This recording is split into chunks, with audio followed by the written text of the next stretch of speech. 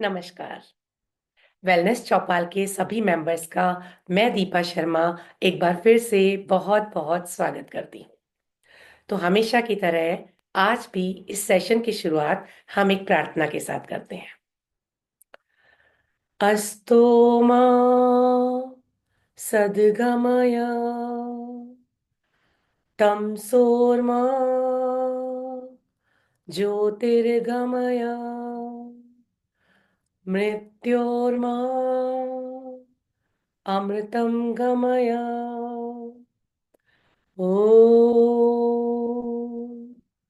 शांति शांति शांति।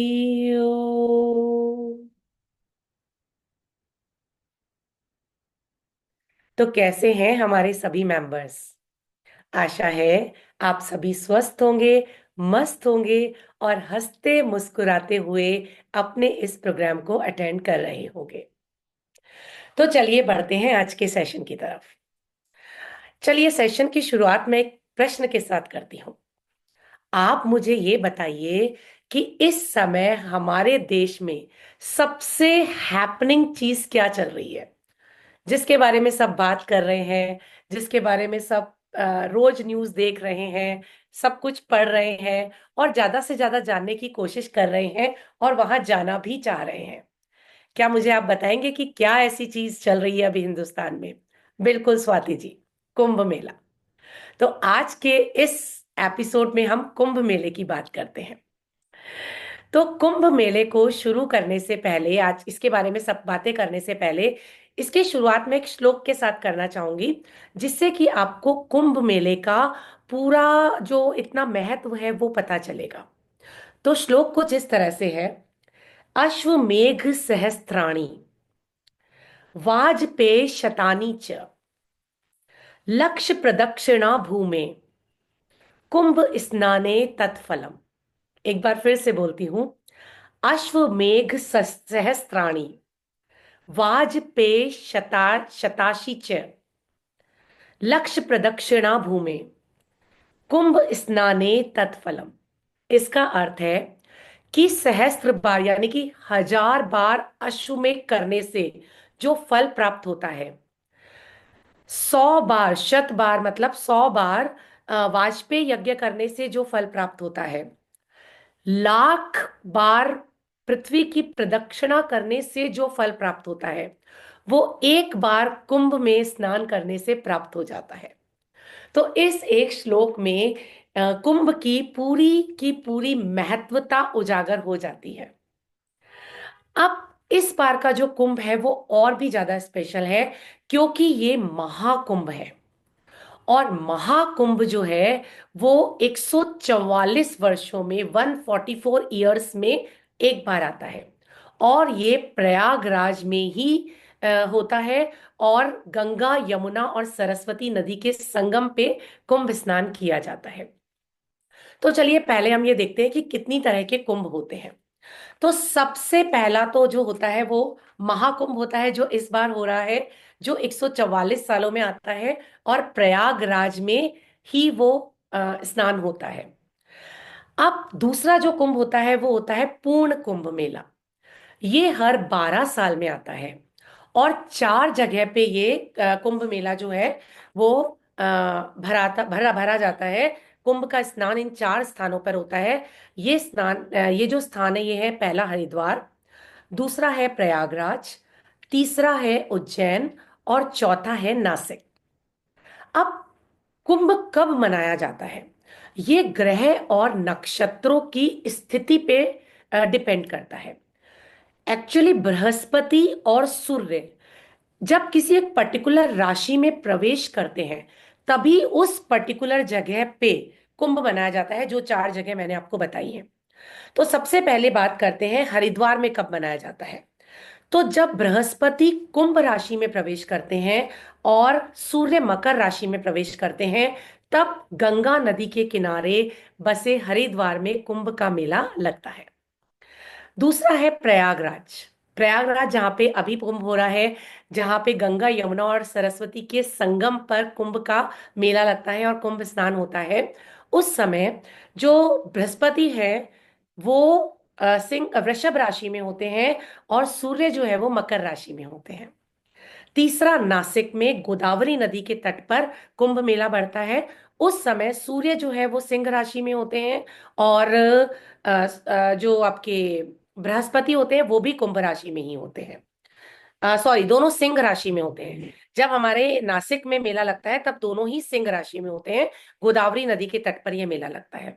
उज्जैन में शिप्रा नदी के तट पर यह मेला लगता है। उस समय सूर्य जो होते हैं वो सिंह राशि में होते हैं, और जो बृहस्पति सिंह राशि में होते हैं, और सूर्य जो है वो मेष राशि में होते हैं। तो ये नक्षत्रों की जब दशाएं एक पर्टिकुलर एंगल पे आती हैं, तब ये डिफरेंट कुंभ मेले लगते हैं, जिन्हें कि हम पूर्ण कुंभ मेला कहते हैं, जो कि 12 सालों में एक बार लगता है।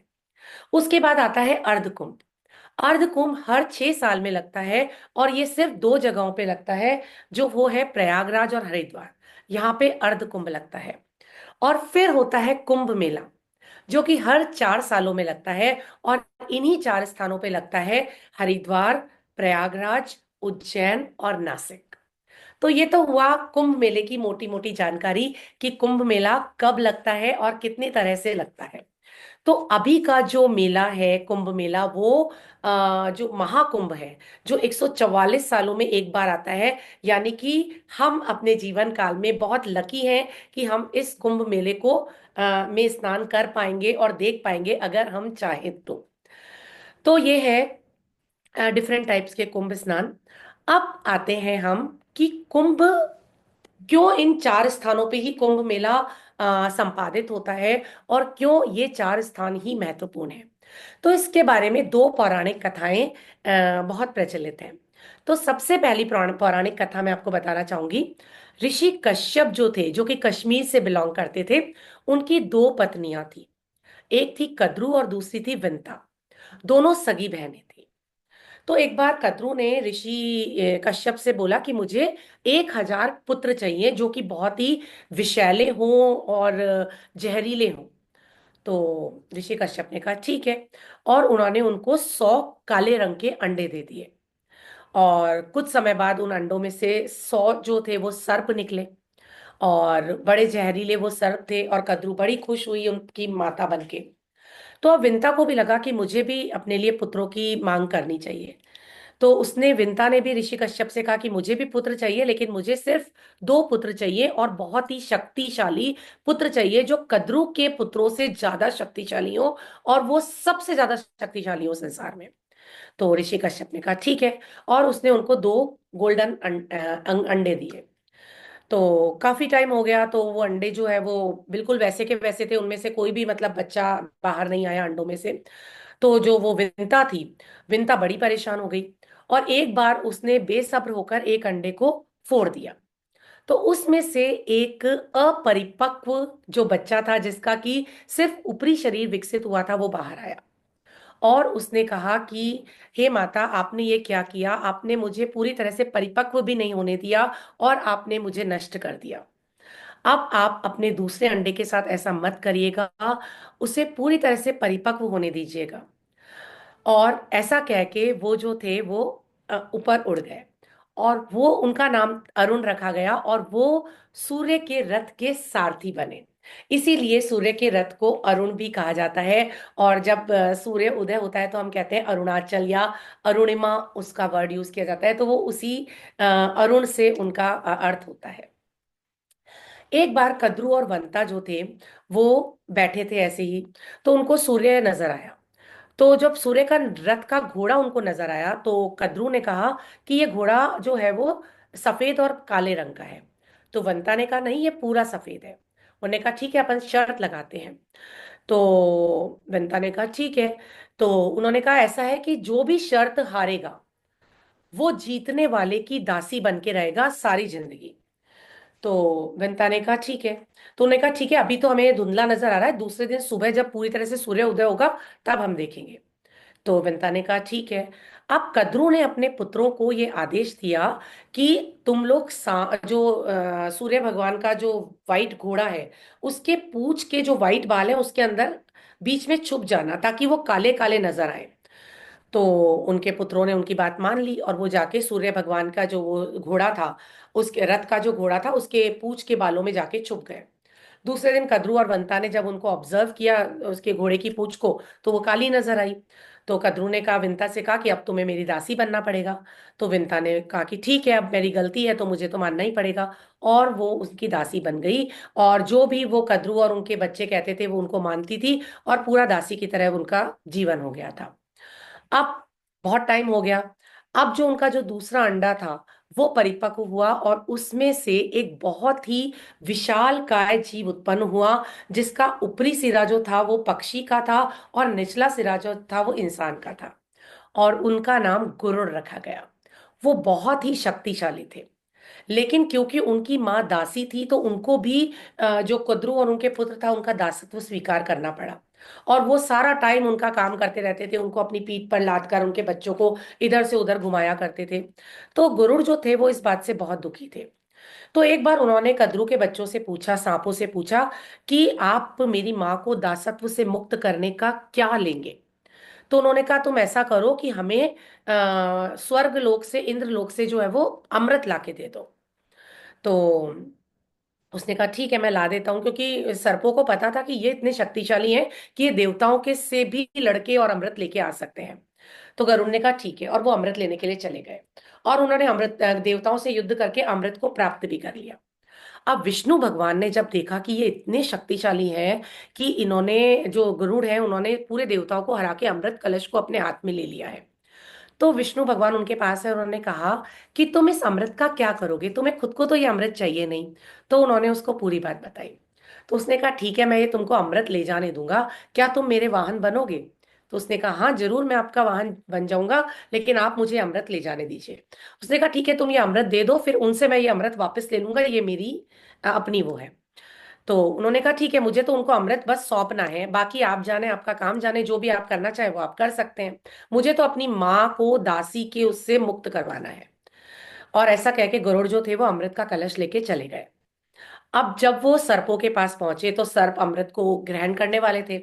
तभी गुरु ने उनको कहा कि तुम ऐसे अमृत थोड़ी ग्रहण करोगे, तुम पहले दूसरे दिन नहा धो के सुबह के सूर्य उदय होगा उसके बाद इस अमृत को ग्रहण करना, क्योंकि ये इतनी पवित्र चीज है, इसको ऐसे कैसे कोई ग्रहण कर सकता है। तो उन्होंने बात मान ली, उन्होंने कहा अब तो अमृत हमारे पास ही है तो कोई बात नहीं, सुबह ले लेंगे।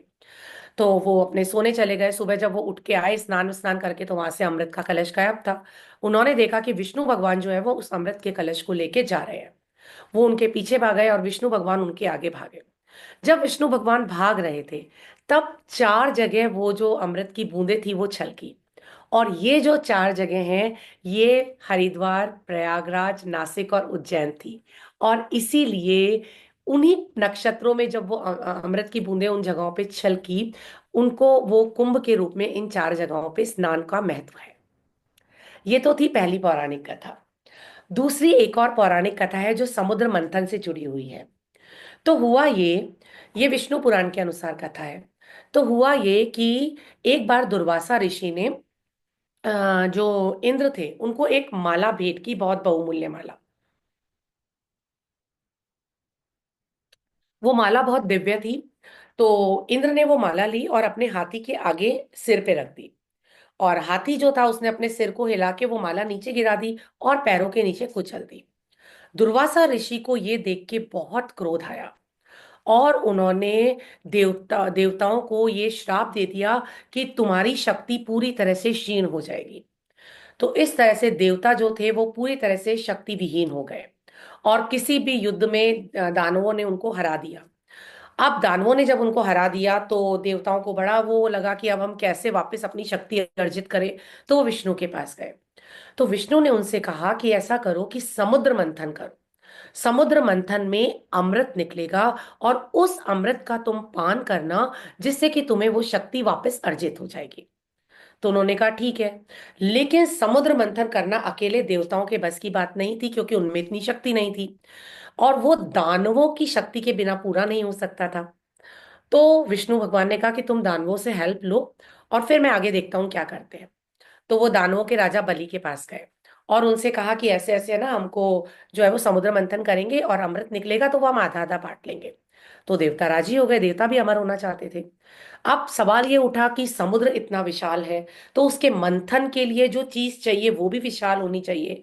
तो उसके लिए मंदराचल पर्वत को चुना गया। अब मंदराचल पर्वत को उस जगह से उखाड़ना एक बहुत बड़ा टास्क था। तो उसके लिए वासुकी नाग, जो शेष नाग था, उनकी सहायता ली गई। तो शेष नाग को वहां पे स्थापित किया गया। फिर वासुकी नाग की नेति बनाई गई। नेति मतलब जो वो रस्सी जिससे कि मथा जाता है, तो वासुकी नाग की वो नेति बनाई गई। अब जब मंदराचल पर्वत और नेति तैयार हो गए, जब उनको वो मंथन करने लगे, उस वक्त वो मंदराचल पर्वत जो है वो उसका बैलेंस नहीं बन रहा था, क्योंकि वो जो था वो नीचे कोई बेस नहीं नजर आ रहा था। तो विष्णु भगवान ने स्वयं कच्छप रूप में, कछुए के रूप में उसके नीचे बेस बनाया, और उसके ऊपर मंदराचल पर्वत को स्थापित किया गया। और फिर वासुकी नाग की नीति बनाकर समुद्र मंथन स्टार्ट किया गया। अब जब समुद्र मंथन शुरू हुआ, तो जो वासुकी नाग का मुंह था उसकी तरफ दानव थे, और पूंछ की तरफ देवता थे। तो सबसे पहले समुद्र मंथन में जो निकला वो था हलाहल, यानी कि विष। अब सवाल उठा कि इस विष को कौन पिएगा, क्योंकि जब तक उस चीज को कंज्यूम ना किया जाए आगे बढ़ा नहीं जा सकता था मंथन में। तो कोई विष को पीने के लिए तैयार नहीं था। तो फिर शिव भगवान आगे आए, और भगवान शिव ने उस विष को पिया, लेकिन उसको सिर्फ अपनी गर्दन तक रखा। और उसको सिर्फ गर्दन तक रखने के कारण उनका जो पूरा गर्दन था वो नीली पड़ गई, और इसी कारण उनको नीलकंठ कहा जाता है। और उस वक्त श्रावण मास था, और उनको बहुत ताप फील हो रहा था उस हलाहल के कारण। तो उस वक्त देवताओं ने और बाकी सभी लोग, गंधर्वों ने शिव जी के ऊपर पानी डाला, और उनको उससे उनका अभिषेक किया, पानी से, दूध से, ताकि उनको ठंडक मिले। और तभी से जो श्रावण महीना होता है, तब से शिव के जलाभिषेक की परंपरा चली आ रही है, ताकि शिव जी को उस जहर के ताप से मुक्ति मिले, उनको थोड़ी ठंडक मिले। तो इससे शिव जी को थोड़ी राहत मिली। अब जब वो हुआ, सब हलाहल हो गया। अब हलाहल की जो कुछ बूंदें थी, जब शिवजी पी रहे थे, तो कुछ बूंदें नीचे गिर गईं, और उसको सांपों ने चख लिया। जिसके कारण सांपों की जो जीभ थी वो दो भागों में बट गई आगे से, और वो विषैले हो गए। इसी तरह से कुछ अन्य जंतुओं ने, जैसे बिच्छू और कुछ अन्य विषैले जंतु जो आजकल हैं, उन्होंने भी उसी विष को पी लिया था, कुछ बूंदे, जिसके कारण उनके अंदर विष प्रवेश कर गया, और वो आज तक विषैले हैं। खैर, जब हलाहल निकल गया, उसके बाद फिर से समुद्र मंथन स्टार्ट हुआ। अब उसमें कामधेनु गाय निकली, कल्प वृक्ष निकला जो कि स्वर्ग में स्थापित किया गया, उच्च श्रवा अश्व निकला, फिर उसके बाद कौस्तुभ मणि निकला, अप्सरा रंभा निकली, गज निकला जिसका नाम ऐरावत था, जिसे बाद में इंद्र ने ले लिया था, और लक्ष्मी निकली, सुरा निकली, फिर पंचजन्य शंख निकला, चंद्रमा निकला जिसे शिव ने अपने ऊपर धारण किया था, धन्वंतरी निकले जिनकी हम धनतेरस पे पूजा करते हैं, और धन्वंतरी जो थे वो एक अमृत का कलश अपने हाथ में लेकर निकले। अब अमृत का कलश जब लेकर वो निकले, तो देवताओं और दानवों में फिर से वो शुरू हो गया कि कौन इसे पिएगा। तो उस वक्त जो विष्णु जी थे, उन्होंने मोहिनी रूप धारण किया, और इतनी सुंदर स्त्री को देखकर सारे के सारे दानव जो थे वो बिल्कुल पागल जैसे हो गए। और वो, उन्होंने जो मोहिनी रूप धारण करके, और देव जो दानवों को था उनको पागल बना के, सारा का सारा जो अमृत है वो देवताओं को पिलाने लगे। जब उन्होंने देवताओं को अमृत पिला दिया, उस वक्त राहु एक ऐसा दैत्य था जो बीच में आ गया, और उसने अमृत की कुछ बूंदें ले ली। जैसे ही विष्णु भगवान को ये पता चला, तो उन्होंने चक्र से उसका गला काट दिया। और इसीलिए राहु जो है वो आधे सिर, सिर्फ उनका सिर नजर आता है, वो पूरा अमृत नहीं पी पाए। और नीचे का भाग केतु और ऊपर का भाग राहु हो गया। अब जब देवताओं दानवों को विष्णु की इस करतूत का पता चला कि ये तो हमारे साथ में वो मतलब खेल खेल रहे हैं, तो वो जो थे वो उस कलश के पीछे भागे। तो उस वक्त धन्वंतरी ने वो जो कलश था वो इंद्र के पुत्र जयंत को दे दिया, और उससे कहा कि तुम यहां से चले जाओ। जब इंद्र का पुत्र जयंत जो था वो 12 दिन तक भागा, और स्वर्ग के जो 12 दिन होते हैं, ब्रह्मलोक के जो 12 दिन होते हैं, वो इंडिया के, मतलब पृथ्वी लोक के 12 सालों के बराबर होते हैं। तो वो 12 साल के बराबर था जो 12 दिन भागे। और उस दौरान 4 बार अमृत जो था वो बीच बीच में छलका। वैसे तो 12 बार छलका था, जिसमें से 8 स्थान जो थे वो स्वर्ग में है, और 4 स्थान जो है वो पृथ्वीलोक पे है। तो वो जो 4 स्थान है वो वही 4 स्थान है, प्रयागराज, उज्जैन, हरिद्वार और नासिक। और इसीलिए हर 4 सालों में 12 सालों में एक बार इन 4 जगहों पे कुंभ स्नान का महत्व है। तो ये तो हो गई 2 पौराणिक कथाएं। अब कुछ एक थोड़ी सी नई कथा है जो आदि शंकराचार्य से रिलेटेड है। आदि शंकराचार्य ने 7वीं शताब्दी में जब ये देखा कि बहुत सारे विदेशी लोग यहाँ पे आ गए हैं और भारत की सनातन धर्म को, संस्कृति को, सभ्यता को खतरा है, तो उन्होंने 4 दिशाओं में 4 मठों की स्थापना की। ये मठ थे, पूर्व में गोवर्धन, पश्चिम में द्वारिका, उत्तर में शारदा मठ और दक्षिण में ज्योतिर्मठ। इन 4 मठों की उन्होंने स्थापना की और उन्हीं ने 4 जगहों पे कुंभ स्नान की प्रक्रिया भी शुरू की। तो ये था आदि शंकराचार्य से रिलेटेड। उनका कहना था, आदि शंकराचार्य का, कि भौगोलिक दूरी चाहे कितनी भी हो, लेकिन आध्यात्मिक दूरी, सामाजिक दूरी लोगों में नहीं होनी चाहिए। इसीलिए 4 दिशाओं में उन्होंने 4 मठों की स्थापना की और 4 जगहों पे कुंभ इस तरह से किया ताकि सभी लोग उन पर्टिकुलर जगहों पे इकट्ठा हों और अपने संस्कृति और सनातन धर्म की रक्षा करें और उसका प्रसार और प्रचार करें। तो ये तो हुई कि कुंभ स्नान क्यों किया जाता है, उससे रिलेटेड कथाएं। अब ऐसा और माना जाता है कि कुंभ स्नान के बाद वहां पे एक अक्षय वट है जो कि एक बड़ का पेड़ है। और ये माना जाता है कि वो जो वट वृक्ष है वो सतयुग से चला आ रहा है। ये जो वट वृक्ष है, इसकी पूजा किए बिना कुंभ स्नान का पूर्ण फल नहीं मिलता, ऐसा माना जाता है। अब ये जो वट वृक्ष है ये मुगल सम्राट अकबर के किले में एक पुरी मंदिर है, उसके अंदर स्थित है। अब ऐसा माना जाता है कि ये जो वट वृक्ष है इसके नीचे से सरस्वती नदी बहती है। अब एक और चीज यहाँ पे मैं आपको बताना चाहूंगी कि जब हम अभी ये प्रयागराज में देखते हैं कि सरस्वती, गंगा और यमुना का संगम है, लेकिन अपेरेंटली केवल 2 ही नदियां नजर आती हैं, गंगा और यमुना, और सरस्वती वहां पे नजर नहीं आती है। तो सरस्वती के विलुप्त होने के पीछे भी कई कथाएं प्रचलित हैं। ऐसा माना जाता है कि पहले जो सरस्वती नदी थी वो सौराष्ट्र में बहती थी, मतलब स्वर्ण भूमि में बहती थी, जिसको कालांतर में स्वराष्ट्र कहा जाता है, सौराष्ट्र कहा जाता था। तो और वहां से राजस्थान तक फैली हुई थी। लेकिन जब यहाँ के लोगों में थोड़ा सा करप्शन आया, जब बाहर के लोग यहाँ पे आ गए और जो इतनी ज्यादा पावनता से उसकी पूजा नहीं की, तो सरस्वती जी वहां से विलुप्त होकर प्रयागराज में आ गई। लेकिन प्रयागराज में भी फिर वहां पे कुछ ऐसे राक्षस वगैरह ने उनके किनारे पे कुछ मारकाट इस तरह से किया। तो उन्होंने विष्णु जी ने उनको कहा कि आप ऐसा करिए कि आप जमीन के अंदर चले जाइए। तब से माना जाता है कि वो जमीन के अंदर ही बहती हैं। और कई बार ये महसूस भी किया गया है और वैज्ञानिक भी इस तथ्य को सिद्ध करते हैं कि हाँ, जमीन के अंदर कोई और पानी, गंगा और यमुना के अलावा तीसरा पानी जो है वो उस पर्टिकुलर जगह पे निकलकर मिलता है। अभी हाल ही में राजस्थान के एक जो गांव था, कोई मरुस्थल में, राजस्थान में मोहनगढ़ में एक जल स्रोत एकदम से पैदा हुआ। और वो ये माना जाता है कि वो सरस्वती नदी का ही कोई जल स्रोत आया था जो कि पहले लुप्त हो गई थी। तो ये सरस्वती के लुप्त होने की कथा थी। तो आते हैं वापस अक्षय वट पर। तो ऐसा माना जाता है कि अक्षय वट के नीचे जो है वो सरस्वती नदी बहती है। अब ये जो है, माता सीता को वटवृक्ष को आशीर्वाद दिया था कि तुम कभी भी नष्ट नहीं होगे, चाहे कितने भी युग बीत जाए। इसी तरह से भगवान कृष्ण के बारे में कहा जाता है कि उन्होंने अपने बाल रूप में इस वृक्ष पे काफी, मतलब आराम किया था और वो वहां पे खेले थे। चीनी यात्री वेनसांग और कालिदास ने भी अपने एक लेख, रघुवंश नाम की एक किताब थी, उसमें इस वट वृक्ष का, अक्षय वट का जिक्र किया है। अब पहले क्या होता था कि जब ये वट वृक्ष था, उस पे लोग मोक्ष प्राप्ति के लिए उसकी शाखाओं पे चढ़ के वहां से कूद जाते थे।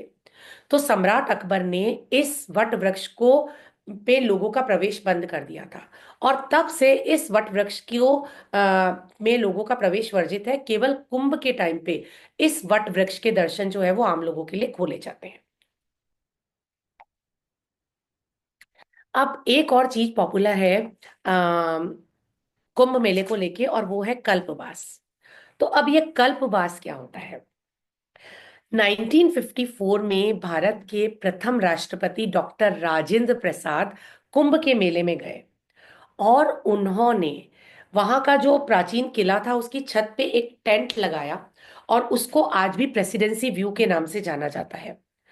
तो जब सूर्य मकर राशि में प्रवेश करता है, तो उस वक्त प्रयागराज में जो कुंभ शुरू होता है, ये माना जाता है कि वो जो एक महीना होता है, उस एक महीने में अगर साधक कल्पवास करे, एक कल्प जो होता है वो ब्रह्मलोक के एक दिन के बराबर होता है। तो एक कल्प का जो पुण्य है, वो हमें एक महीने कल्पवास करने से कुंभ के दौरान प्राप्त हो जाता है। अब ये कल्पवास क्या होता है वो मैं आपको बताती हूँ।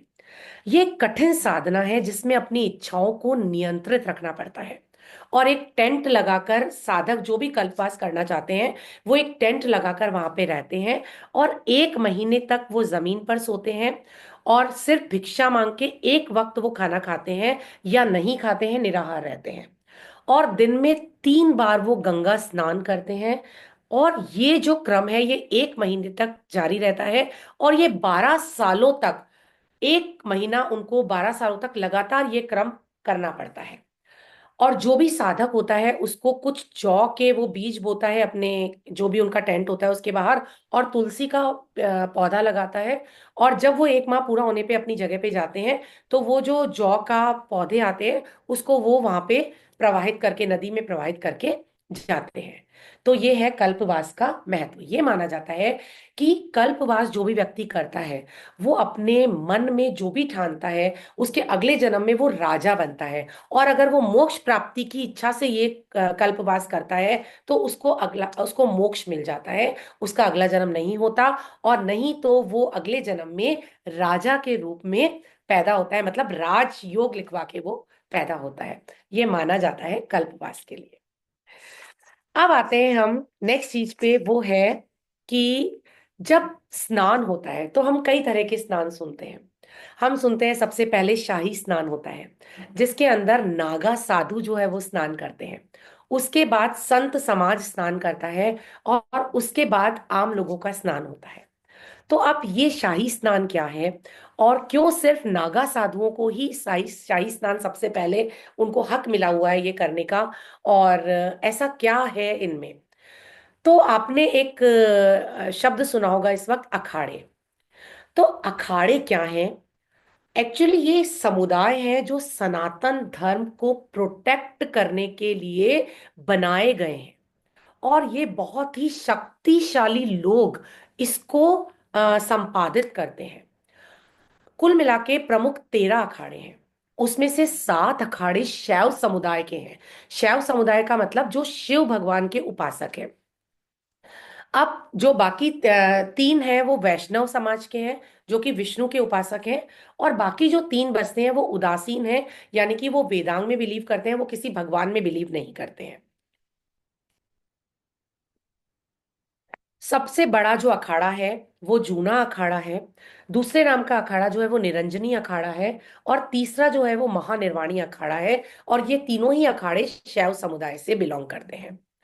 अब इन अखाड़ों में नागा साधुज भी होते हैं, और जो महान संत समाज होता है वो भी होते हैं। आचार्य, अब जो शाही स्नान होता है उसमें क्या होता है कि अ, एक यात्रा निकलती है शाही स्नान के लिए, इन अखाड़ों से लेके और संगम के स्थान तक। इन यात्राओं में जो महामंडलेश्वर है, जो कि संत समाज के सबसे प्रमुख है, और बाकी संत समाज बड़े बड़े रथों में, चांदी और सोने के रथों में निकलते हैं।